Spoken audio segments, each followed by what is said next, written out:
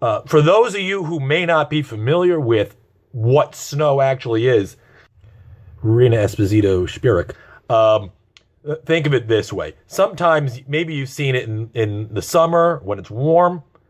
Some days it's sunny and nice, right? And then some days it rains. This water literally falls from the sky.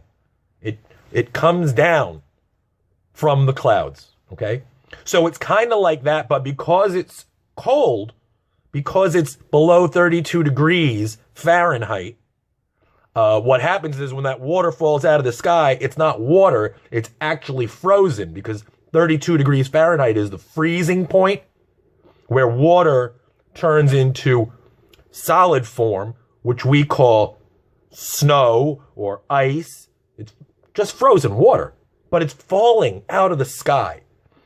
And now when it comes out of the sky, it comes in these little tiny snow particles, like maybe that big. We call them flakes, for easier terminology, snowflakes. See, and if you get a snowflake, if it lands on your hand, let's say, you wouldn't even be able to feel it. You would feel the cold on your hand, and then it would melt as your warm hand warms up the cold snowflake particle above 32 degrees. It will then turn back into water. Okay, but other than that, the weight of it is imperceptible. But what happens is, when you get billions and billions of these snowflakes coming down, they land on the ground. They literally land on the ground, and then more snowflakes come, like add billions and billions of more. And what happens is when the ground is cold, these snowflakes actually stick to the ground. They stick to the ground. It's quite a phenomenon, the likes of which we really have never seen.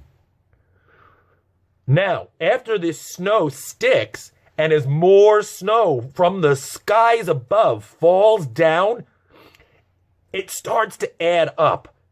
I can't stress this enough, ladies and gentlemen.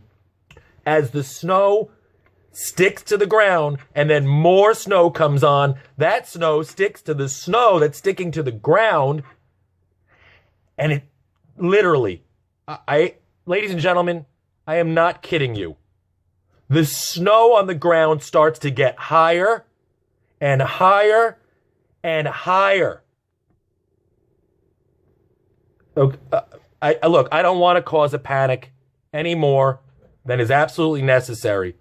I just want to give you an update on our preparedness for this catastrophic event that is coming upon us in the matter of mere hours.